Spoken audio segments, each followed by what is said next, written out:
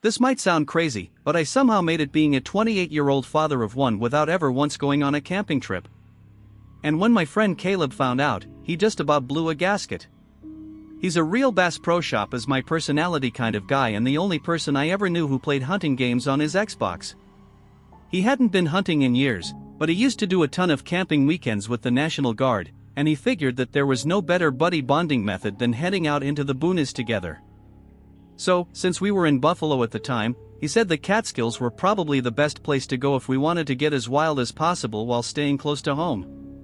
We packed light, drove up in his beat-up truck, and then set out into the woods and found a spot a couple of miles from the trailhead. I had to admit, Caleb had picked out a real nice spot. It was nestled into a small clearing surrounded by pines and maples. And the ground was soft with fallen pine needles, so even without the camping chairs, it made for a good seat. And with a stream gurgling nearby, we had ourselves a supply of fresh water, too. Caleb volunteered to set up both tents. So, I occupied myself collecting firewood. It felt pretty cool doing something useful that had contributed to building an actual fire. And as kind of a firebug during my youth, getting to make a big one was something that I was actually very excited about. And by the time we had it crackling, the night had settled in and Caleb was showing off some of the campfire cooking he'd learned in the Guard.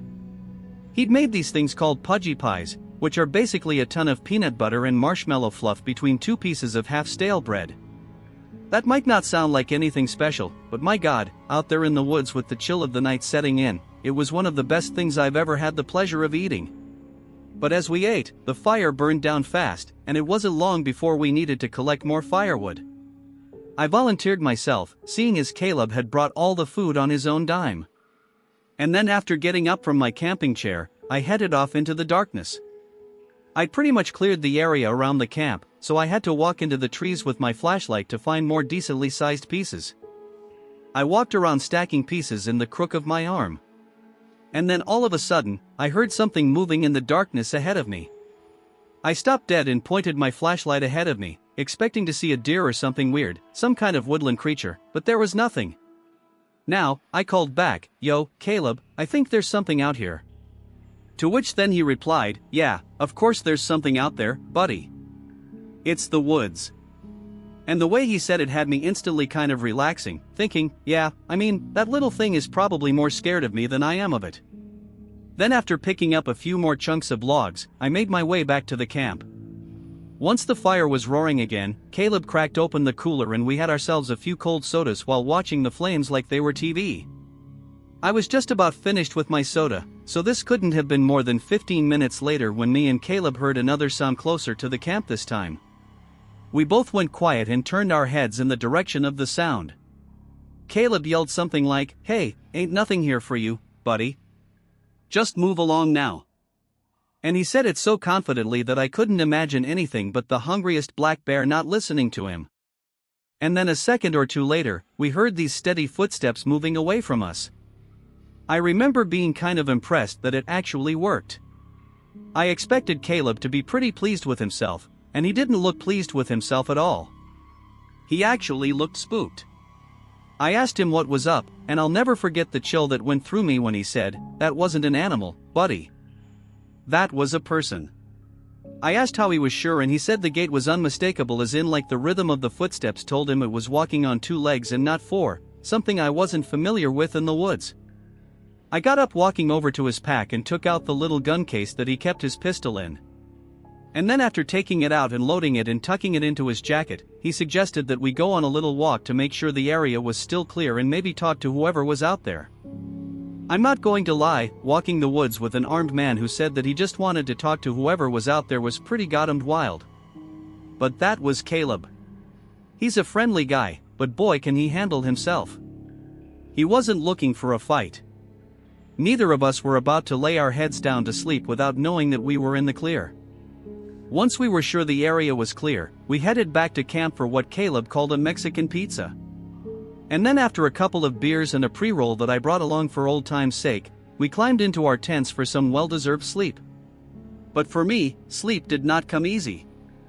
My little pine needle mattress flattened out within just a few minutes. And even with the sleeping pad that I had with me, the ground was uncomfortably hard to lay on. On top of that, I started hearing sounds outside the tent again. Not as close or rhythmic as the footsteps we'd heard, but enough to have my eyes shooting open every time I heard something a little too loud. I remember listening out for Caleb, thinking, he's got to hear this, too, right?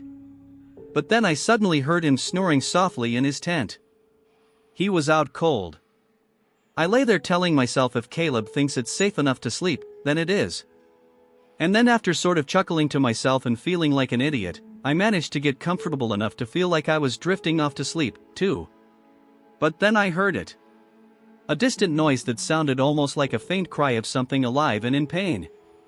I remember trying to convince myself that it was just the wind or maybe an animal making perfectly normal animal sounds, but then I heard it again. It cut through the silence coming from somewhere deep in the forest. It sounded almost like a baby crying, like a sharp and intensely disturbing sound that set my nerves on edge to hear it. I sat up, straining to listen while both hearing and feeling my heart rate pick up. Then I heard it a third time, and that time it was completely unmistakable.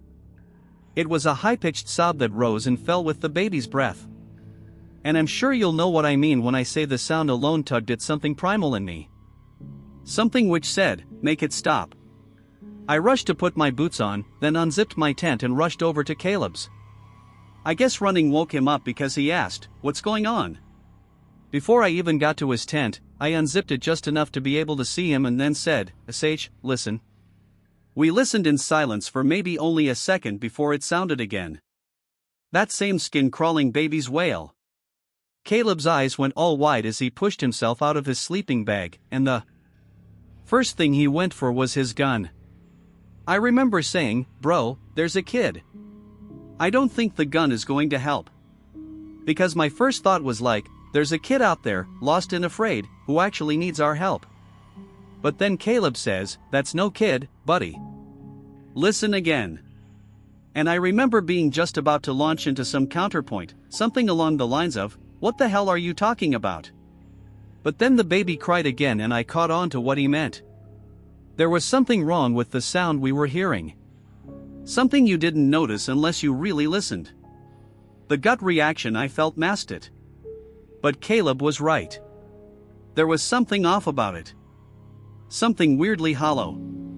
And before I could process it, another cry started. This one from the opposite direction to the first. It sounded identical, the exact same eerie wail as the first, only louder and closer. But then suddenly the pitch shifted a little and we realized what we were listening to. They were recordings. Now, I'd like to say that was a relief, but as you can imagine, there was still the issue of who the F would play the sounds of crying babies in the woods at night. The thought obviously had Caleb going for his gun, and he told me to stay low as he crawled out of his tent and out into the night. He called out something oddly calm considering the circumstances. "All right, we get it, buddy. We'll move along in the morning." I figured that might make the noises stop, but instead they only got louder. The recordings of those babies crying kept looping before a third and then a fourth joined in. They sounded like they were all around us by then, like the whole forest was echoing with the sounds of wailing infants being played on a loop. They started overlapping, blending together as they seemed to get louder and closer. Caleb shouted over them, "They're just trying to scare us, buddy. And if they're not, I got a gun." He yelled it like he wanted them to hear, too. Whoever was out there playing those goddamned recordings. And then all at once, the cry stopped. But the silence that followed was somehow even worse. We kept waiting for the sounds to start up again or for something terrible to happen, like an attack or gunshots or whatever these psychos out there had planned for us. I asked Caleb what the hell we should do and all he said was leave. The fire had died down and I was about to grab my flashlight when Caleb told me not to. He said he needed our night vision to see what was out there and that flashlights would just make it easier for them to see us. But that meant trying to gather up all our essentials in the near pitch darkness. We took turns, one of us with the gun, the others packing our stuff. Then when Caleb emerged from his tent after being the second one to gather up his things, we made our move. We didn't speak as I followed him through the trees. We moved slowly, heads on a swivel, trying to spot whoever was out there before they spotted us. Caleb had the gun, our only line of defense between us and whatever was out there. And despite the night being pretty cold, I could feel myself sweating. My heart was racing as we pushed through the dark underbrush. And every few steps, I thought I saw something. I didn't know if we were going to be attacked, chased, or if we were walking right into a trap and didn't even know it. Caleb said we were moving back towards the trail, which wasn't even that far. But it felt like it took forever to get there. In the darkness, the woods were disorienting, the trees all looking the same. When we finally broke through to the trailhead, the sight of Caleb's truck was a huge relief to the both of us. My hands were shaking real bad as I fumbled the door and climbed into the passenger seat. Caleb didn't hesitate in gunning the engine before we tore down the dirt road with the forest blurring past us. We drove a few miles until we spotted a diner's neon sign flickering in the darkness ahead. Caleb pulled in, killed the engine, and we sat there for a moment, still pretty shaken. The parking lot was nearly empty, just a couple of cars and a delivery truck, so we figured that it was as safe a place as any to hang out until morning. Neither of us was going back out there to collect our gear until the sun was up. A few tense hours later, with neither of us being able to sleep, the diner opened up at 6 a.m. and we headed inside for some breakfast. A few early morning truckers filed in and at the counter as me and Caleb hunched over plates of eggs and bacon. We talked over what had happened in these whispered voices and agreed that someone was obviously trying to scare us off so they could steal whatever we'd left behind. I said something about kicking myself for not standing my ground if that's all they planned. Scaring us off, I mean. Caleb said it was better we avoided violence or we might have ended up in a jail cell instead of eating bacon. I remember looking at the other people in the diner trying to read their faces. I wanted to ask if they'd heard anything, if they knew about the cries in the woods, but something stopped me. I then asked Caleb if they thought that they knew about what was going on out there, and he agreed they probably did. When we were done, I paid the bill, and we stepped back into the parking lot. The drive back to where we'd been camped was a tense one. Then, once we'd finished hiking back to the campsite, we found Caleb was right. Our tents had been ransacked. All of our food and beer was gone along with pretty much everything else of value, too. Whoever it was even took the poles out of my tent. And to this day, I wonder what they planned on using them for if they didn't take the fabric along with them. Caleb's tent, which was much more expensive and roomy than mine, was gone entirely, and we didn't stick around. Not wanting to leave behind any of our crap, we tossed whatever hadn't been stolen from us onto the fabric of my tent and then rolled it up and carried it back to the truck before we drove home. Then what happened became just another campfire tale, I guess. We did go camping again. Caleb and I went other places with mutual friends of ours tagging along, but we sure as hell didn't head out into the Catskills anymore. I can tell you that much. Story 2, Music. A few years back, my wife Gemma and I were headed for a cozy weekend in a cabin in the Catskills when my car crapped out on me about 10 miles outside Tannersville. We'd been driving for a couple of hours already on roads that weave through the forests of upstate New York when out of nowhere, the dashboard lights flickered and then went dark. I turned the key over a few times, willing her to start up again, but the engine only coughed. Then, without any signal on our phones, we had no choice but to walk someplace to get help. About a mile or two down the road, we found a small auto shop, which honestly felt like a godsend in the circumstances. It was an old haggard-looking place with grimy windows, but my wife and I didn't mind. We were too happy to have found exactly what we needed when we needed it most. We called out this very cheerful greeting as we walked inside. And then a mechanic promptly appeared from the back. He was probably in his 50s or 60s and he wasn't nearly as pleased to see us as we were to see him. But we didn't mind, especially when he assured us that he could have our car towed and fixed by the following morning. As we paid, he asked what we were doing in the area. Then when we mentioned the cabin, he stopped writing on our bill for a moment and just stared at us. He asked where the cabins were and then we told him and he paused before saying, "You don't know much about the area, do you?" And we knew that there were cabins to rent at these bargain prices and we knew it was peaceful and very secluded, too. But other than that, we didn't know much at all. The guy gave a sarcastic laugh when we mentioned the bargain prices and then asked us rhetorically why we thought that was. He then started explaining how the people who lived up around the cabins didn't take kindly to them being built, nor did they take kindly to the people who stayed in them. This was obviously the absolute last thing we wanted to hear.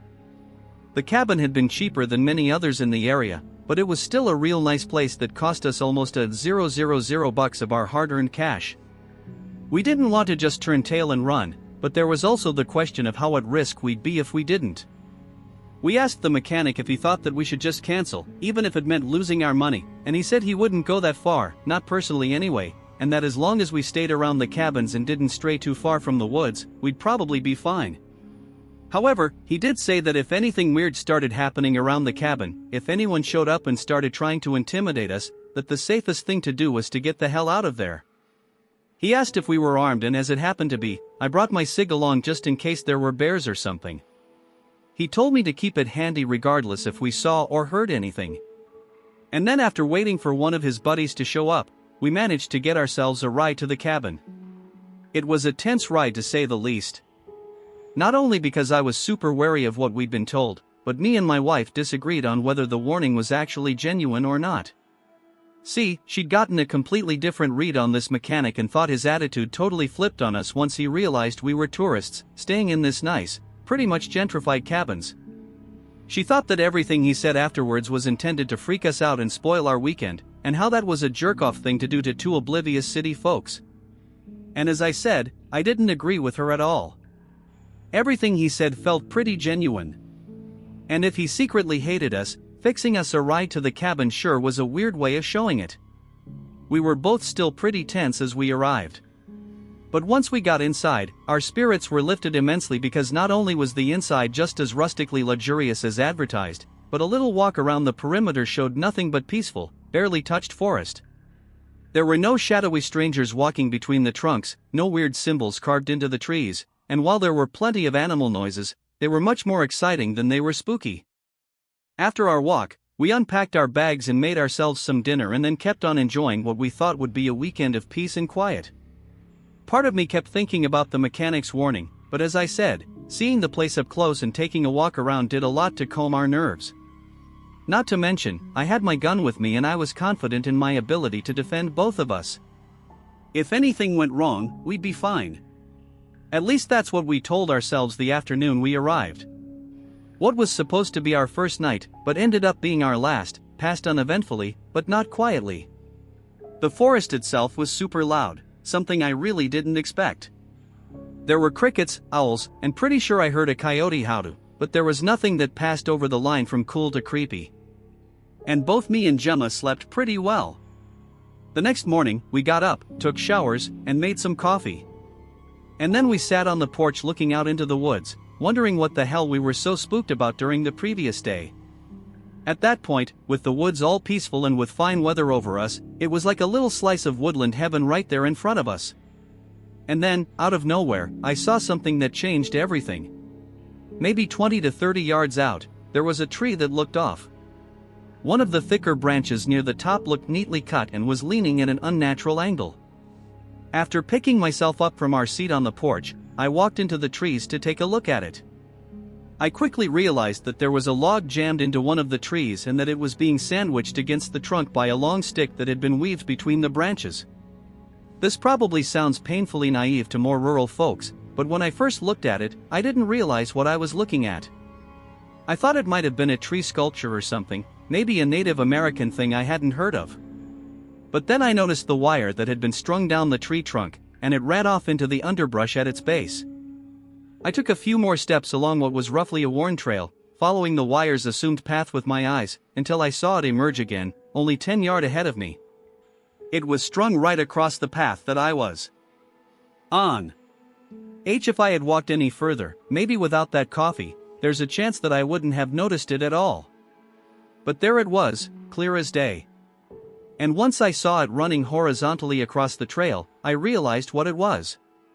It was a trap, and it was intended for us. When I showed Gemma, I saw the look of horror on her face as she too realized what it was. I grabbed the stick and tossed it at the wire. And then when it hit, the wire pulled out the log support and it came crashing down onto the trail almost exactly where the tripwire had been. Gemma yelped when it hit the dirt. And I'd be lying if I said I wasn't majorly freaked out, too. If I'd been standing there when it fell, I'd have been a dead man. We took another careful walk around the cabin, eyes glued to the ground when we were moving, and then looking up into the trees whenever we were still. We found a pile of stones stacked in an unnatural way, and we both decided it looked suspiciously like a marker of some kind. There was also a strip of cloth tied to a branch not far from the cabin, and we wondered if that too was some kind of marker or indicator. As we walked back to the cabin, we decided that we weren't going to stay for another minute. We packed up the rest of our things and walked all the way back to that auto shop. It took us maybe an hour plus to get there, and I was worried that we might get lost along the way. But after hitting the highway, it was a straight shot to the shop. When we arrived, our car was parked out front, and when we went inside to collect the keys, that same mechanic was there. He took one look at our faces and knew we'd found something out there. We told him all about the trap we'd found in the trees, how it would have done some serious damage if we'd triggered it accidentally. He said he'd never heard about the new traps before, but he wouldn't put it past the folks up there to lay a few down. He also said he was glad we were okay, and when we said we were headed home early, he offered to refund the money we paid him to fix the car as a gesture of goodwill. I think he knew that we were decent enough to refuse him, but he could tell that he felt genuinely bad for us on account of how shaken up we were. We appreciated it. We really did. But we've also never returned to that area, and we never intend to. Story 3, Music. Almost 20 years ago, I joined a volunteer search party looking for a missing kid up in the Catskills. It was a cold morning when I showed up at this place called Platte Clove Valley. A retiree with too much free time on my hands and a nagging need to do something useful with myself. The kid was a 6-year-old boy, last seen chasing a stray dog into the woods. The police had called the volunteers for help, and then myself and about 50 other volunteers answered the call. Under the supervision of cops and professional search and rescuers, we searched all morning without any luck. It rained in the afternoon, and about a dozen people headed home soaking wet. The rest of us were told that we were welcome to carry on searching into the night. So that's what we did. It made for a tough going. It was very cold. It rained again. And the nature of the terrain meant that we were almost constantly walking up one hill after the other. The group spread out in a loose line of these bobbing flashlights. And we called the boy's name over and over, and some of us yelled till we lost our voice. My back got really stiff from the hours of walking. And after a while, it started to really hurt. But it kept moving. The thought of some kid out there all alone and afraid kept me going long into the night. I'd like to say that all of my fellow volunteers were good eggs, but one caught my eye early on, and not for the right reasons. He was quiet, kept to himself, and was always lingering at the edge of the group. He wore this faded green jacket, the hood pulled low over his face when it rained, and he moved with a very strange kind of caution about him. I thought that was because he was paying attention to his surroundings, but after a while, I wasn't so sure anymore. I didn't know his name. Nobody seemed to. He'd shown up with the rest of us, nodded at the police briefing, and then followed along. I didn't notice anything at first, but after a while, I did. He didn't call out for the boy like the rest of us did. He just walked head down with his hands in his pockets like he was just sort of going through the motions. And as the night dragged on, our group got more and more tense. Some of us had been there more than 12 hours, and we'd walked miles upon miles of woods without finding anything whatsoever. And there was no sign of the boy. No footprints, no scraps of clothing, nothing. The other volunteers were starting to crack from the exhaustion. And I was feeling it myself. But it wasn't just that. It was that sort of creeping dread that settles in when hope starts to fade and people start considering the worst. We'd all been so hopeful that morning, but that night all that cheerfulness was gone and was replaced by something very dark.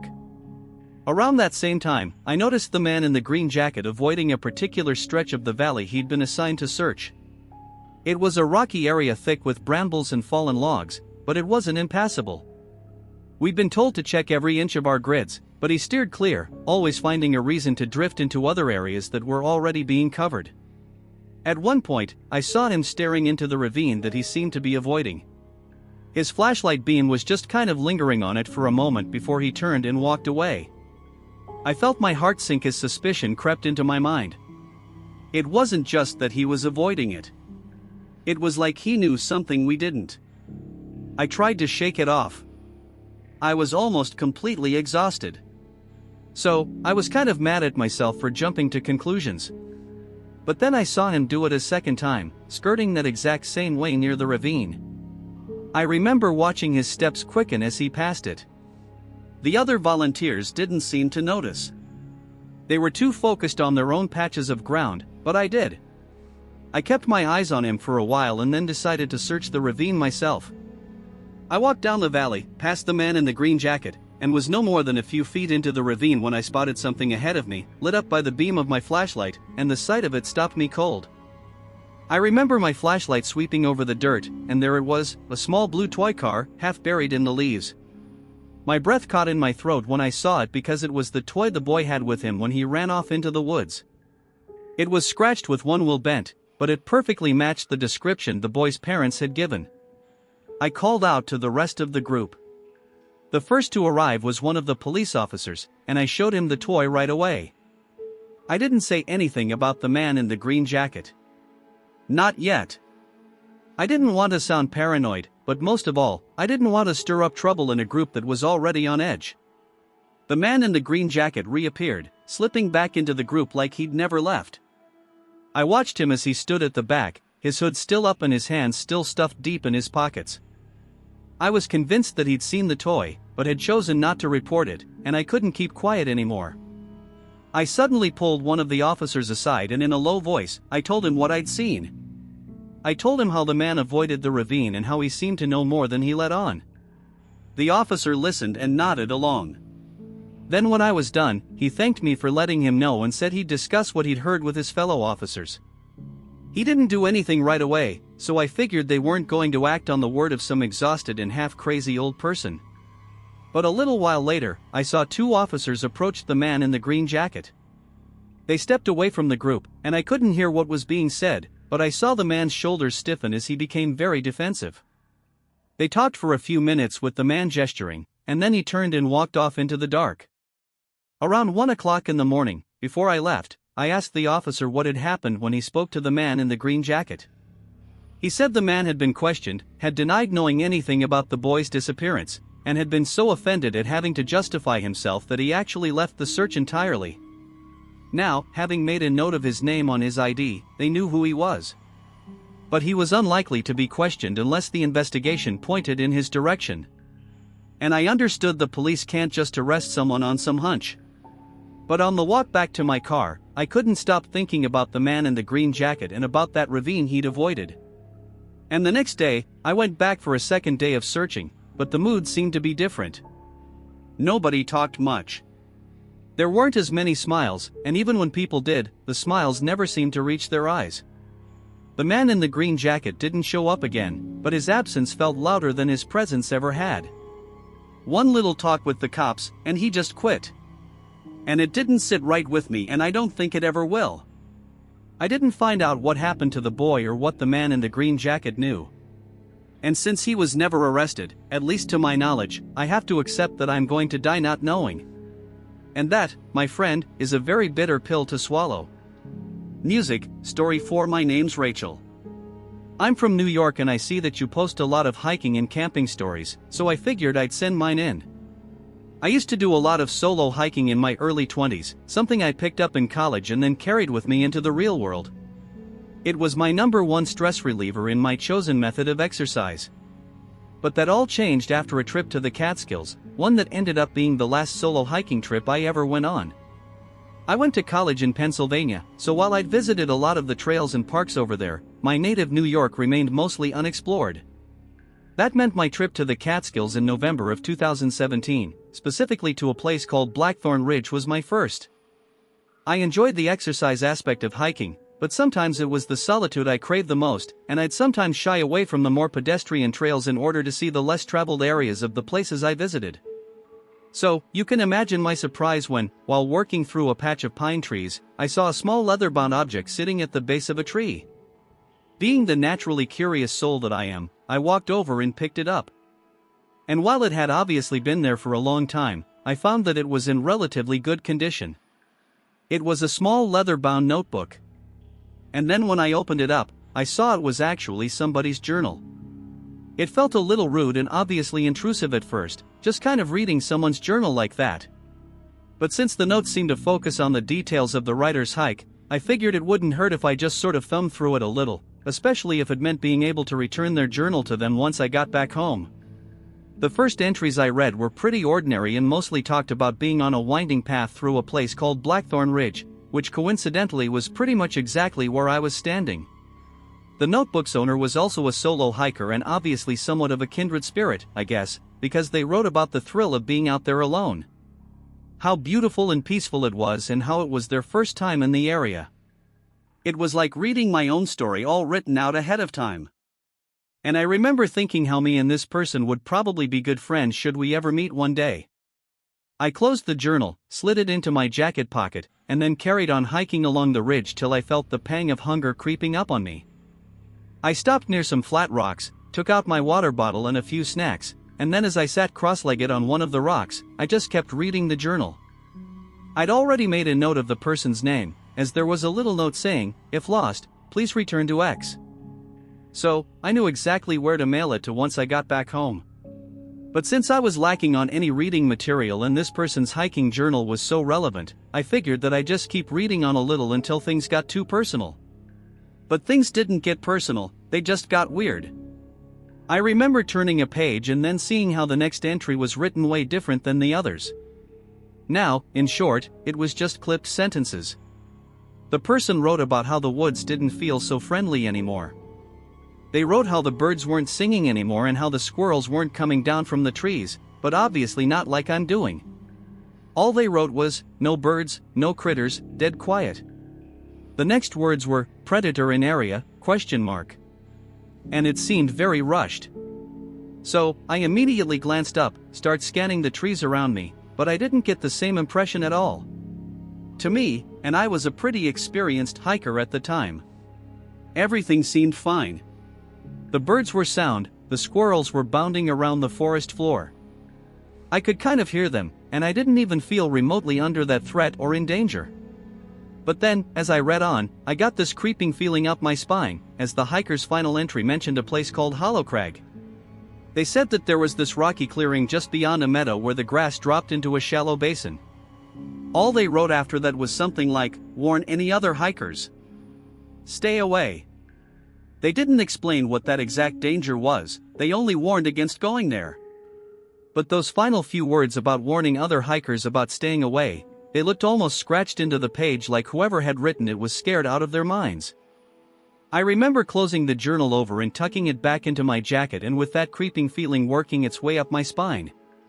Not because I feel like I was being watched or anything or my spidey sense was tingling or anything woo-woo like that. It was because Hollow Crag was on my list of actual destinations that day. I had marked it on my map as one of 5 checkpoints in an oval-shaped route that would take me all the way up Blackthorn Ridge and back again. It was supposed to serve as my more than halfway now checkpoint. So unless I wanted to dramatically delay my return home by adding 2 or 3 hours to my journey, I had to pass by Hollow Crag to stay on schedule. I could skirt around it, but I couldn't avoid it. And at the time, that seemed like it would be enough. But looking back on it, I should have just swallowed the loss and resigned myself to hiking the extra hours. Because when that journal said to stay away from Hollow Crag, it should have really said avoid it at all costs. I got myself back on the trail so I could better navigate the area, but seeing how far out I was, it was barely any clearer than the terrain on either side of it. Roots were creeping under the soil, and low-hanging branches made it so I had to stoop down while paying extra attention to my footing. I should have been getting pretty tired at that point.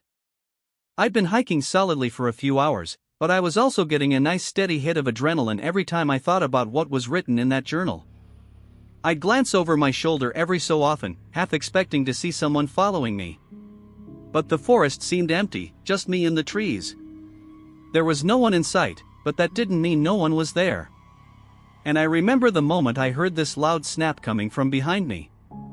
It sounded like a big branch being ripped from a tree with a ton of force, like this sharp tearing snap of wood. It sounded like it was maybe 50 yards back, but I didn't stop for a better guess, I guess. And I kept moving, thinking to myself, it's behind you, not ahead of you. You're safe for now. Just keep beating feet. And I started moving a little faster, risking a fall to put some distance between me and whoever made that noise. I kept my ears open for any other sounds, too. But aside from my own breathing and footsteps, there was nothing. I knew I should have looked back just to make sure that it was clear, but I couldn't. I guess there's a part of me that was still pretending it was all just in my head, so I couldn't bring myself to look back. I just kept moving steadily toward a curve in the trail, knowing I'd need to conserve every last ounce of energy if I was going to make a run for it. I sped up a little as I took the curve, but as I reached its end, I found myself faced with thinning trees and a large expanse of open grass. There was a wide, shallow bowl of rock and sparse grass, just as the person's hiking journal had described. It was hollow crag, and there was no getting around it. It's not like I wanted to step out into the open, but doubling back meant facing whoever was behind me. So, I did the only thing I could and started to cross it. As I walked, my eyes darted toward every flicker of movement as my heart rate began to skyrocket from the terror of being so exposed. Once again, it seemed like I was alone as I couldn't see anything but grass and tree trunks on the other side of the crag. But I knew that was impossible. I knew there was someone following me. And while I was alone, they weren't. I remember finally being brave enough to turn around and check behind me, but my head only made it 90 degrees before I saw the second guy off to my left. There was some type of figure walking at the far edge of the crag, one that moved out of the tree in and out into the afternoon sun in the moments after I spotted him. He was tall, strong-looking, and had the confidence of an outdoorsman about him. But I could tell right away he was no hiker. His clothes were very wrong. They were tattered, mismatched, like he pieced them together from scraps of men and women's clothing. He stopped as soon as he saw me, and I mean it very literally when I say that I felt his eyes on me. All I could do was clutch the straps of my pack and start walking faster, aiming for the trail on the other side. I had hoped that he'd stay where he was, but he didn't. He followed. The second man slipped back into the tree and again, probably in the hopes that I hadn't spotted him right away. Then he moved parallel to me, mirroring my movements as I pushed towards the trail.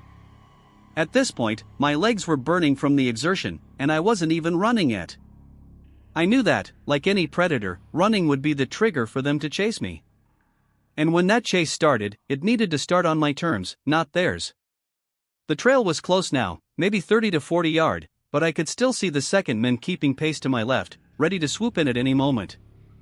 I didn't know who those men were or what they wanted, but the journal's warning screamed in my mind, and I knew I had to move faster. I reached the trail and broke into a jog. Then, when I heard a gruff voice behind me yell, "She's getting away!" I burst into a sprint.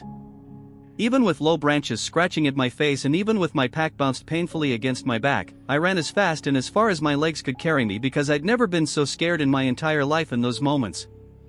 I needed as much distance between us as possible. But moving faster meant the risk of losing my footing. And unfortunately for me, it didn't take long for that to happen. I remember stumbling over a route and only barely catching myself against a tree, pushing off with my hands that were already scraped and bleeding and then kept running as my legs and lungs were still burning. I had a nice clear patch at one point, a stretch that I could really get my legs pumping, but it didn't last. The trail suddenly twisted downhill, and while that meant that I was making progress, it also meant that I nearly lost my feet again.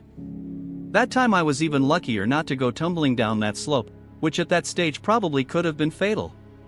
So, in an attempt to stay on more stable ground, I veered off the trail and into the undergrowth, hoping that might help me lose these men chasing me. I don't know how long I ran, but I was at my absolute limit when I finally stopped for what could only be a short break.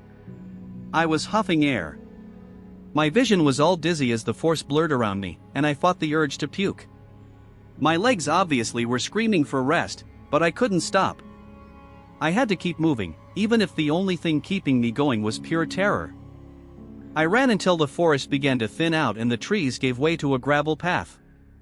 I followed it, practically staggering from the exhaustion until I saw a ranger station, a small wooden building with a green door. The relief was overwhelming, so strong that tears started to fill my eyes as my legs felt like they were literally going to give out. I climbed the steps and pounded on that door.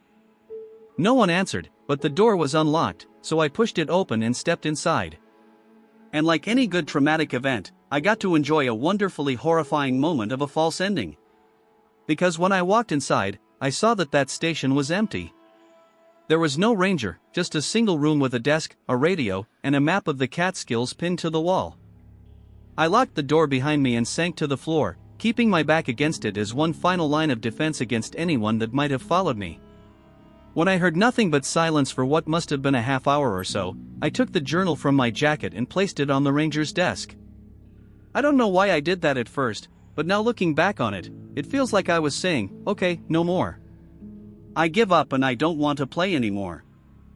I know it was superstitious, but the sun was already setting when I arrived at the ranger station, and by the time I felt sturdy enough to walk again, it was almost full dark outside. I knew it would be incredibly stupid to head back out into the woods, so I just stayed there until morning, too afraid to move. And when the sun finally rose up, and there was just enough light coming through the station's small window for me to see, I forced myself to stand again. My body was aching from the previous day, but it was either get on the move or stay there with no food or water for another night. I left the journal on the desk. I didn't want or need it anymore. And besides, the ranger needed to read it a hell of a lot more than I did, I think. And when I stepped outside, the forest was so much more quiet and peaceful than the previous evening that it was like being in a different place altogether. Then, after walking for some time down a large trail, I heard a truck. At first, I was about to run, but when I saw the ranger decal, I started frantically flagging them down. The truck stopped and the ranger got out looking startled till I assured him that everything was fine. At least by then it was fine anyway. I told him about the men near Hollow Crag. How on their own it had been frightening, but coupled with what was in that journal. My mind was spinning and I've been absolutely scared beyond all comprehension to be up there alone with those weirdos. I didn't know what kind of a reaction I was really expecting, but I definitely wasn't expecting the ranger to just sort of sigh. Like it was a pretty regular annoyance for him. Now, for me, getting chased off of that area was one of the most terrifying experiences my whole life. But to the ranger, that was the third time it had happened that year. He laid it out for me as he gave me a ride back to the trailhead. The rangers didn't know much about the men who lived up there, only that they were aggressive and didn't like people passing through. The only attempt to communicate with them had resulted in a warning shot from some kind of bow, one that resulted in an arrow slamming into a tree right close to the rare's head. So rather than risk a full-blown Ruby Ridge rerun, the rangers decided to just close the trail off and leave them be. That's half the reason it was so overgrown. But the two men up there took down any closed trail signs that rangers tried to put up, which is why I didn't see any heading in. I remember asking the ranger why they'd take the signs down if they didn't want anyone near Hollow Crag there. And he said that he didn't know exactly, but his guess was they hated everything associated with the federal government, cheap plastic signs included. It was a major shock hearing it all like that and learning so casually that they were just sort of these wild people living up in the mountains and that the government was basically like okay whatever I guess, and that's what really drove it home for me that America is still a wild country and it's wild in more ways than one. People think of the city as a dangerous place and the country is safe, but that trip to the Catskills made me realize just how wrong that is. Some people are out there far from civilization, living by nobody's rules but their own. And while on paper that might sound cool, the reality can be horrifying for those who actually cross their paths. Music, Story 5. I'd been photographing wildlife around Balsam for years when this happened. Trail cameras were my eyes when I wasn't there. And I'd rigged them to the trees and they'd snap motion triggered shots day and night. Now, that summer that this happened, I set up 5 cameras near a stream where bears often wandered. And the plan was simple. I'd leave them for a week, retrieve the footage, and sort through the images for keepers.